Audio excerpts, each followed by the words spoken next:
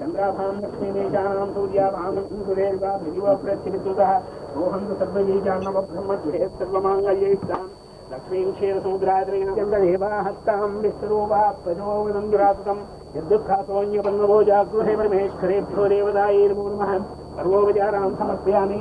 ओं नमस्ते भगवन् विश्वेश्वराय महादेव अहवीर्यं गर्वावहै तेजस्विनावधीतमस्तुमां विदुषावहै। ओं शान्ति शान्ति शान्तिः। ओं जातकभाग्यरतीं वैरोचनीं ब्रह्मवले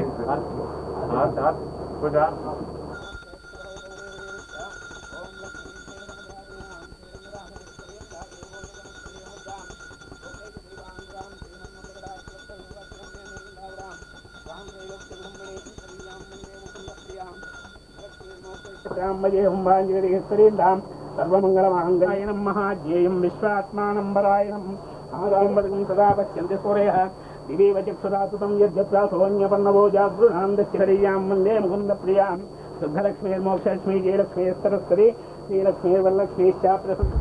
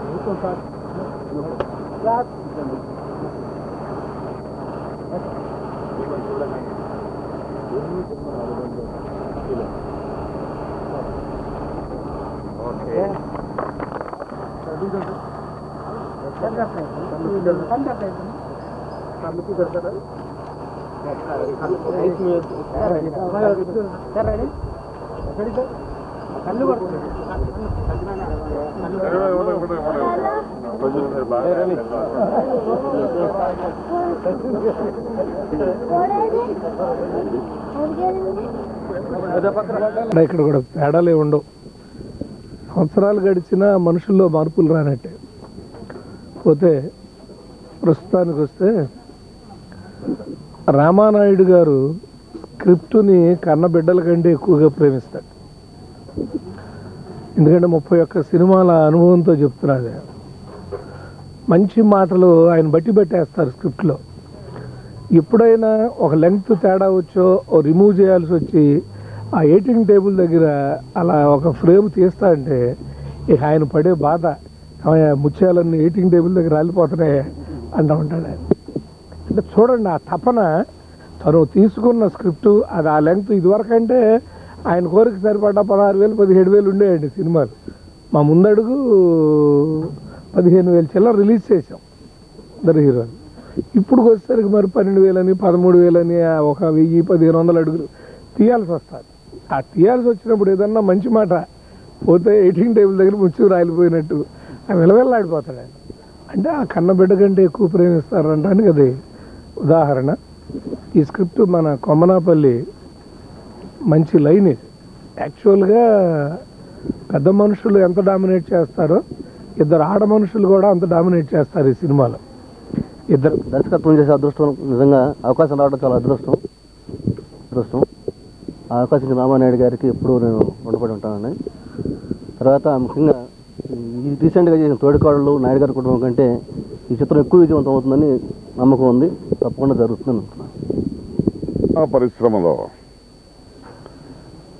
tremendous successful person, a stalwart, a legend అనిపించుకున్నటువంటి రామానాయుడు గారు స్థాపించినటువంటి సురేష్ ప్రొడక్షన్స్లో నేను ఎప్పుడు చెప్తున్నాను, నేను కూడా ఒక పిల్లర్గా ఉన్నందుకు నాకు ఎంతో ఆనందమే కాక ఆయన ఎంత స్ట్రాంగ్గా పోతున్నాడో ఇన్ని సంవత్సరాలని కూడా మేము స్ట్రాంగ్గానే వెళ్తున్నామనే ఒక ఆనందం మాకు కలిగింది.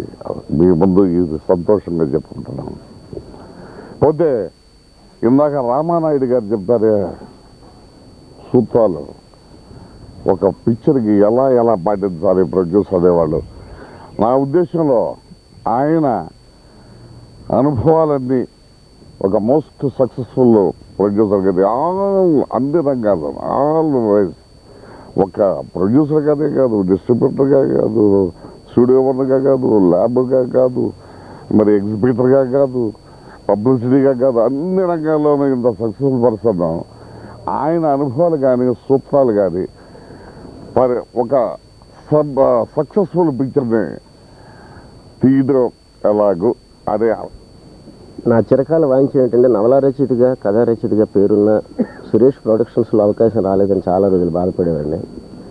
సరే, నవల తీయడంలో చాలా దిట్టైన రామానాయుడు గారికి ఒకసారి నేనే నా సద్దినోత్సవం నవల ఇవ్వడం జరిగింది, సినిమాకి పనికి వస్తుందన్న ఉద్దేశంతో.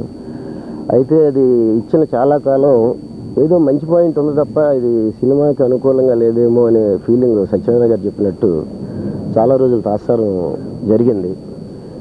అయితే ఆయన మాత్రం ఆ పాయింట్ మిస్ కాలేదు, డెఫినెట్గా ఇది సినిమాకి పనికొస్తుంది, ఏదో చెయ్యాలని. సరే, ఒకసారి ప్రేమనగర్ నవల్ని సినిమాగా మార్చడం కోసం ఆయన పడ్డ తపన ఒక స్టేజ్లో రిజెక్ట్ చేయాలి, ప్రేమనగర్ సినిమాకి పనికిరాదు అనే ఫీలింగ్లో ఉంటూ దాన్ని ఒక గొప్ప సినిమాగా ఎలా మార్చారు అని తన అనుభవం చెప్పిన తర్వాత నేను కొంచెం ఛాలెంజ్గా తీసుకుంటాను సార్, దీన్ని ఏమైనా మార్పులు మీరు నాకు సజెస్ట్ చేయండి అంటే బోయిన సుబ్బారావు గారిని పిలవడం.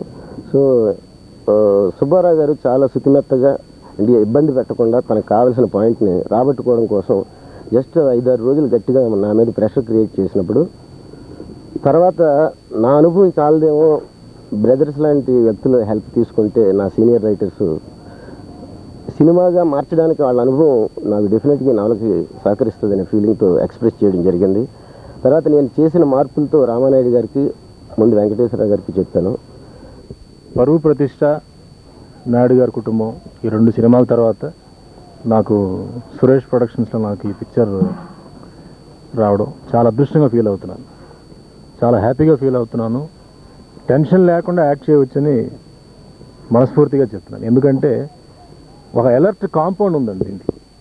కాంపౌండ్ అంటే what I mean to say, Naidu గారు అంటే ఆయన వర్క్ దగ్గర వచ్చి ఆయన ఇన్వాల్వ్మెంట్, ఆయన అటెన్షన్ కేవలం అంటే ఓన్లీ స్క్రిప్ట్ తర్వాత ఇది షూటింగ్ ఇన్స్ట్రక్షన్స్ ఇచ్చిన తర్వాత వెళ్ళిపోవడం కాకుండా మార్నింగ్ అంటే ఎర్లీ మార్నింగ్ సపోజ్ ఒక 7 o'clock షూటింగ్ ఉంటే 6 o'clock ఆయన రెడీ అయిపోయి ఆర్టిస్టులు అందరూ టెక్నీషియన్ అందరూ వచ్చారు లేదా కనుక్కోవడం.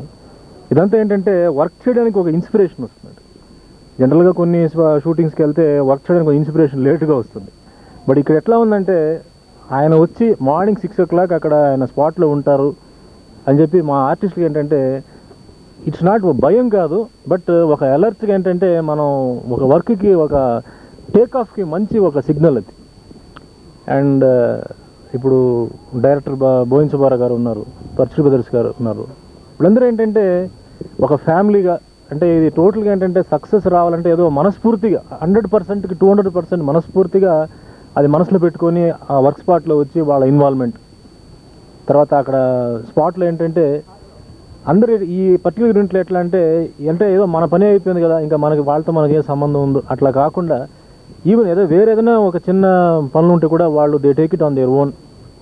షూటింగ్ ఎట్టి పరిస్థితుల్లో డిస్టర్బ్ అవ్వకూడదని చెప్పేసి చేయడం. ఇదంతా ఏంటంటే షూటింగ్ స్పాట్లో మా ఆర్టిస్టులకి ఏంటంటే వర్క్ చేయడానికి ఒక ఇంట్రెస్ట్, తర్వాత ఒక ఇన్స్పిరేషన్ అండ్ ఒక జీల్ ఉంటుంది ముఖ్యంగా. ఈ పిక్చర్లో ముఖ్యంగా నాకు ఒక క్యారెక్టర్ ఏంటంటే ఒక traditional character, conventional character, nativity character అండి. అందుకే ఈవెన్ హెయిర్ స్టైల్ అవన్నీ కొంచెం మార్చి రామనాయుడు గారు స్పెషల్ ఇంట్రెస్ట్ తీసుకొని ఒక డిఫరెన్స్ కనిపించాలని ఈవెన్ కాస్ట్యూమ్స్లో కూడా ఇందాక చెప్పారు, బాంబే నుంచి స్పెషల్గా నాకు కాస్ట్యూమ్స్ అని తెప్పించి సక్సెస్ రావాలి, అన్ని రకంగా సక్సెస్ ఉండాలి అంటే మేకింగ్లో అన్ని రకంగా సక్సెస్ రావాలని చెప్పేసి ఆయన is taking very much care. నేను I'm very very thankful to. ఎందుకంటే పర్సనల్ ఇంట్రెస్ట్ అంతా ఆయన తీసుకుంటారని చెప్పి నేను అనుకోలేదు. గెటప్స్ అంటే స్కెచెస్ వేసి అన్నీ ఆయన పర్సనల్గా చూసుకొని చేశారు. నేను ఎప్పుడు దీనికి నేను రుణపడి ఉంటాను. ఇంకా డైరెక్టర్ బోయిన సుబ్బారావు గారి గురించి నేను చెప్పక్కర్లేదు, ఎందుకంటే నేను ఐ ఆల్రెడీ వర్క్డ్ 2-3 ఫిల్మ్స్ అండి.